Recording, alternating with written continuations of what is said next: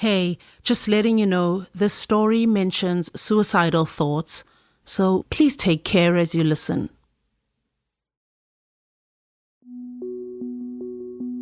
Hi, I'm Lesedi Mokgwatle. This is Radio Workshop. Youth unemployment in South Africa is among the highest in the world. And 23-year-old reporter Kabir Jugram says young men like himself are feeling the pressure. Kabir says this is how it plays out. You finish high school, then if you're lucky, you get through university. But then there are no jobs. So you hustle to make whatever money you can to support yourself, and in some cases, your entire family. But even harder than this is feeling that you just can't ask for any help. When young men struggle to hold it all together, they're told to man up and make a plan. So they learn at an early age that they can't share their feelings, and they're on their own. Here's more from Kabir. Hey, I'm Kabir Jugram. I'm 23 years old.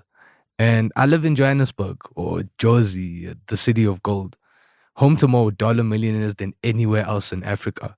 And this is where young men from all over Africa chase dreams as jagged as the city streets. My dad runs a pharmacy in the heart of this chaos, in a part of the city called Hillbrow. And it's funny, Hillbrow used to be prime real estate. They called it the Manhattan of Africa back in the day. But the Hillbrow that I know is everything people fear about Jersey. It's overcrowded, violent, and there's dealers lurking on every other street corner. As a kid, my dad would take me with him to work on weekends. He had one rule though. I had to go home before it got dark. And one day, my dad came home and his jacket was soaked with blood. I couldn't tell whose blood it was because he didn't seem to be injured. All he said was that someone tried to rob him and that the guy would have shot his head clean off, but the trigger jammed. I poured him a glass of Coke and he sank into the couch in front of the TV. But he just sat there, still with the glass in his hand. It was like his eyes looked somewhere past the TV. It was kind of like he was lost. The next day, he opened and closed the shop at the same time, like nothing happened. But let's be real, most men don't speak about pain. They carry it like a secret, and I do the same thing. I go through all these crazy things, grief, shame, hurt, and I never share any of it with anybody because none of us do. But something happened earlier this year, and it's been sitting heavy on my mind. It was around midnight, and my friend Shacky called, and he didn't sound like his usual upbeat, motivational speaker type of self. He said he was sitting in his car at a park alone, and that he wanted to end it all. And that's how I found myself speeding down the highway late at night, hoping to arrive before Shaki did something stupid. That moment changed me.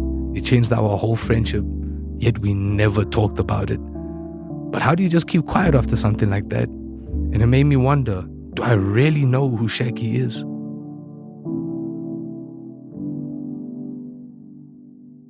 So my name, government name, Mishak Davies Perry. But a lot of my friends call me Shacky. Yeah, I'm 26. What else can I say about myself? That's my boy Shacky. Like me, he was raised in the madness of Jersey. And he talks a lot. Like, low-key like he's afraid of silence. Shacky is a born hustler. And at the moment, he's making his money as an Uber driver. He lives just northeast of the city center in a suburb called Orange Grove. And he stays there in the house with his 3 brothers and their 2 dogs. Oh, okay. So this is Mulan. Mulan was a stray and she was a very small pup, so we're like, hey, man. So we just took her, literally, and raised her. Shaki uses his Uber money to take care of the house and the dogs, Mulan and Zeus, and also his 2 younger brothers, Wandile and Gustavo. Gustavo's 22, and his room looks like a scene from the movie A Beautiful Mind. You know what I'm talking about, walls scribbled with formulas and equations. He taught himself to code, and he swears that he's going to use it to get rich off of online trading. Is this all like trading stuff? Yeah. Damn. For real, bro. In the cottage outside, there's Wandile, the baby of the family. He's in high school, 15, doing grade 9 right now. And he's talkative, just like Shacky. He's actually a great brother, you know. He's very supportive and he really thinks about us a lot. Because, like, I needed a phone and then he actually got me one so that I could, like, do my homework, communicate with the rest, you know, if I'm in need of something. Shacky's parents don't live with him in the house. They moved to Malawi in 2019 when the money dried up in SA. And then now, they're citizens in both countries. And they thought they'd have better luck in Malawi. Shacky's older brother Nomis was the first to run the household when the parents left. But he burnt out, so now it's Shacky's turn. Back in the day, when his parents were still in South Africa, they lived in an apartment in Hillbrow. Actually, not far from my dad's shop. And this is where Shacky was born. He says that when he was a kid, his parents were busy all of the time, so he was basically raised by the TV. So I can say that, yeah, that with the movies and all of that, that influenced me greatly in terms of like what a family is supposed to be like. But the reality was very different. Shacky's parents were not like those parents in the movies. I remember the first time I said I love you to my parents, they were shocked, bro. Like, they didn't know what to do, bro. They were like, whoa. They looked at me, they looked at each other, and then they kind of laughed, you know? And then it was like an embarrassed thing where they were like, yeah, just go to your room, bro, you know? And then later my mom called me, it's like, don't worry about it. Like, we love you too. Shacky says his parents had no time for emotions. They were too busy working. And at some point, it felt like the family could even live that soft life. Shacky's dad was an electrician, and when Shacky was about 14, his dad got a promotion. That's when they left their flat in Hillbrow for the house in the suburbs. And that's where Shacky's at right now. I'd like to look at this house also like a canvas, you know, because in a lot of people's minds, especially my brothers and I, we saw it turn from, you know, what my mom's ideal look of the house was to now these broken windows and all of that, you know. Pretty soon after the family moved into the house, things started to go downhill, like real quick. A year after moving in, Shacky's dad lost his job. Suddenly there was no money coming in. So Shacky's dad built up the garage to rent out a room, but it wasn't enough to pay the bills. Eventually, the electricity got cut off. That's when his parents figured they'd go to Malawi and try change their luck. But the thing is, they never came back. It's been 6 or 7 years since they left that big house in the leafy suburbs for Shacky and his bros. But right now, it feels more like a burden than a blessing. We had to understand that no matter how many times you say, ayo, there's no food, ayo, there's nothing, they'd be like, okay, we'll send something soon. But like 1 year passes by. We had to understand that, hey, we're literally on our own right now. You get what I'm trying to say? Like, we can't depend on them.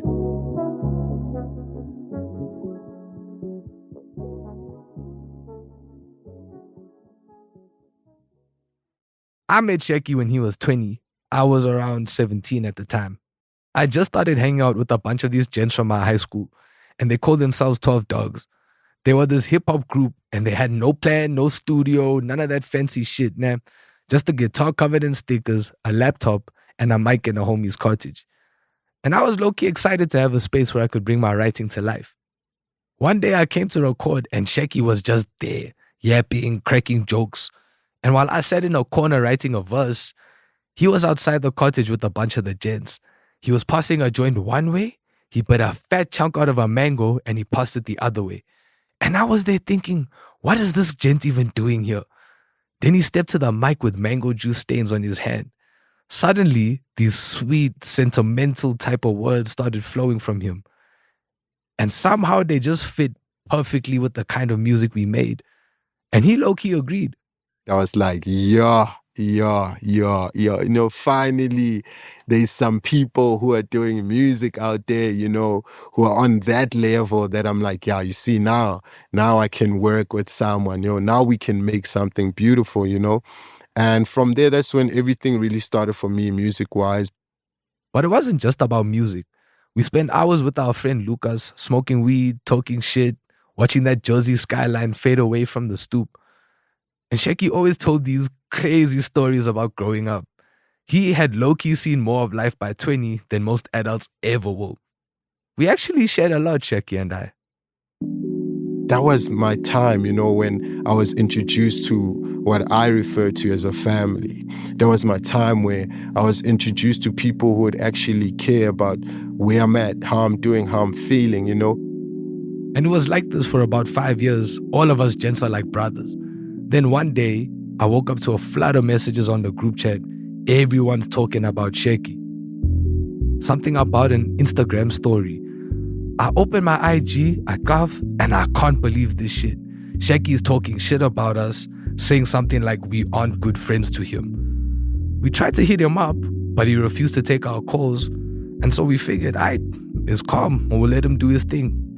He was done with us, I guess, done with his old way of living.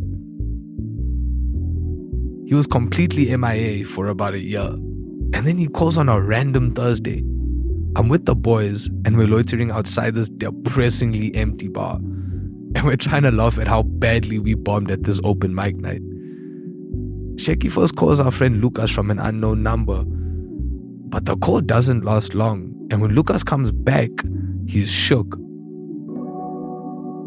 He tells us that Shaky's sitting in the Gama Park and he wants to take his life.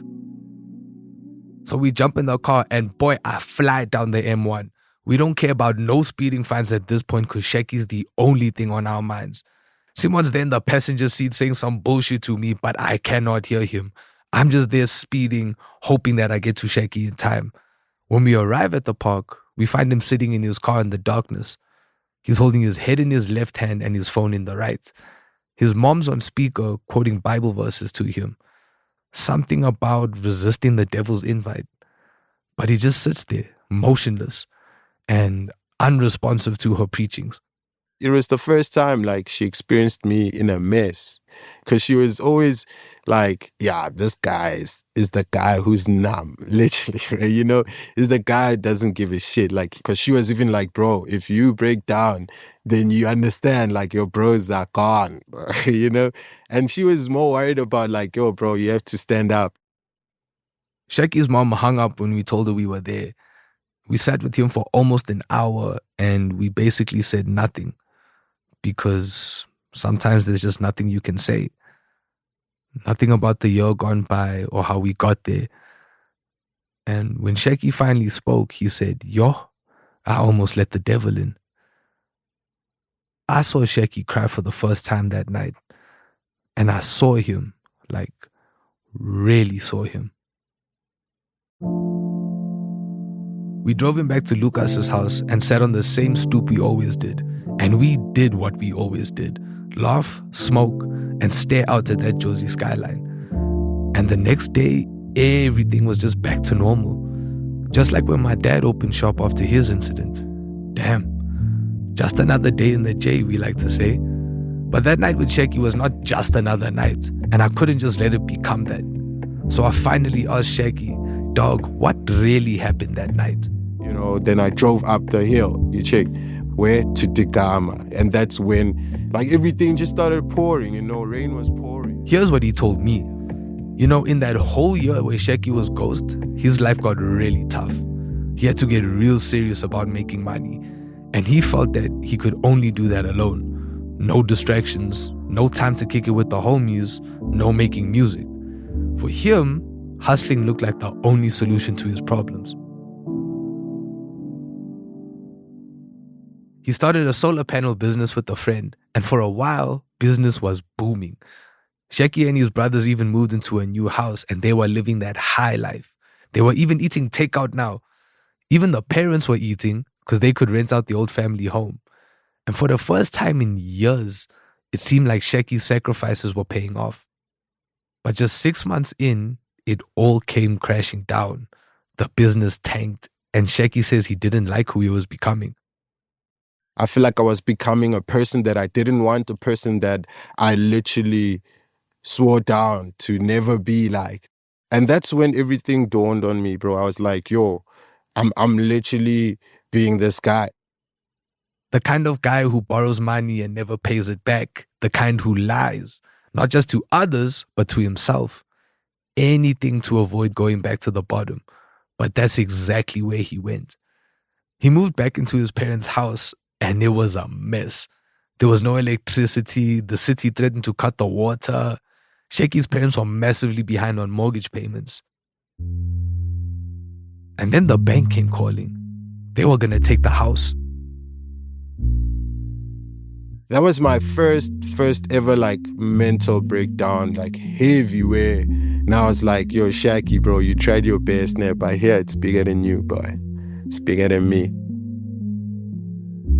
I feel like when you're in that state, you understand like that mindset, you know, like you're in control, but your emotions are just so heavy, bro, that all you can see is like the blurred darkness.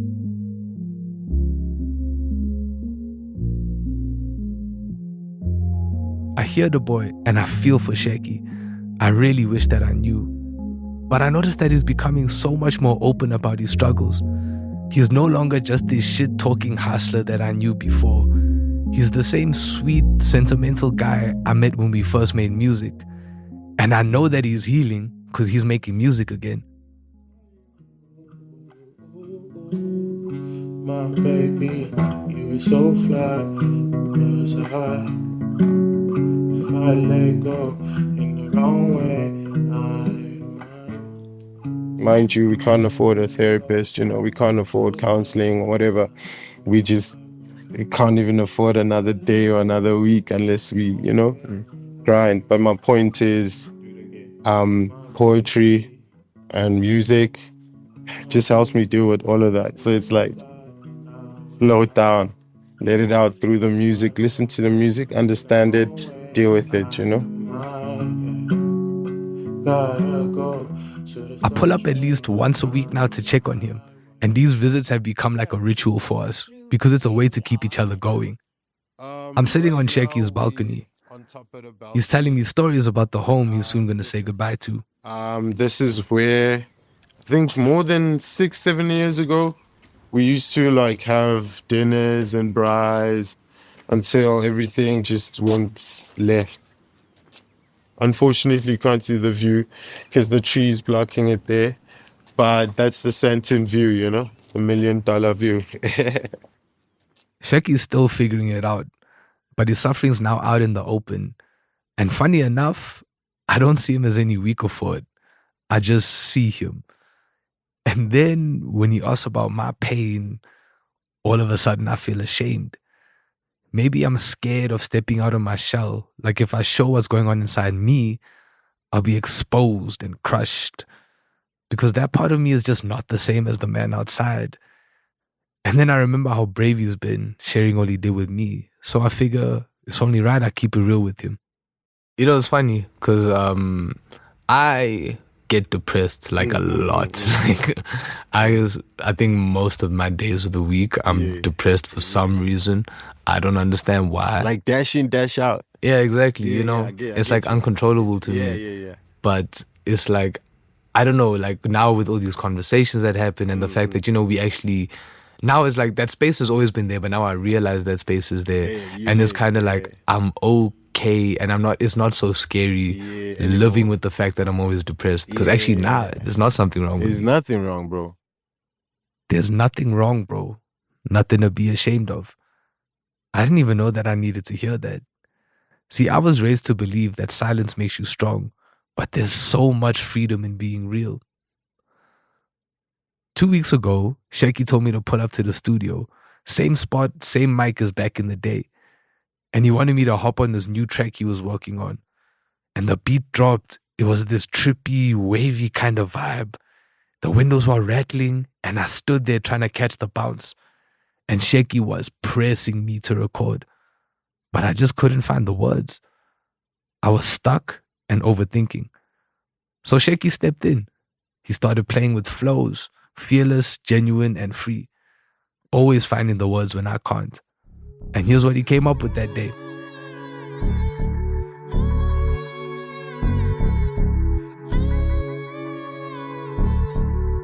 Trip to Cape Town, feeling lonely. see my shawty in the south. Keep it quiet, she cozy. Tryna turn her to my spouse. Melon one, you're not pretty face. The booty babe, the cutie, ayy. Melon one, you're not pretty face. Crazy, ayy. She from the south. This story was produced by Kabir Jugram with help from Naomi Gruen. A big thanks to Shaki Mufasa for sharing his story with us. This episode was edited by me, Lesedi Mokgwatle, and Naomi Gruen, with assistance from Sarah Kate Kramer. Original music by Kamani Sambu at Edible Audio in Cape Town. Additional music from Shaki Mufasa and Lucas van Garderen. Sound engineering by Joe Jackson and Mike Rayfeld. Joe Jackson is our managing producer. Mike Rayfeld is our executive producer. Vuyo Litseke is our executive director. Thank you to Audio Militia for the studio recording and to Vicky Merrick for the voice coaching. This episode and the work of Radio Workshop would not be possible without the support of Luminate, the Child Mind Institute, the Shin Creek Trust, the Anne Levy Charitable Trust, the SCP Foundation, and the Ford Foundation. Special thanks to Rob Byers, and thanks to Hindenburg for supporting our projects across Africa with audio editing software. We can only do this work because of your generous support. You can make a donation at radioworkshop.org.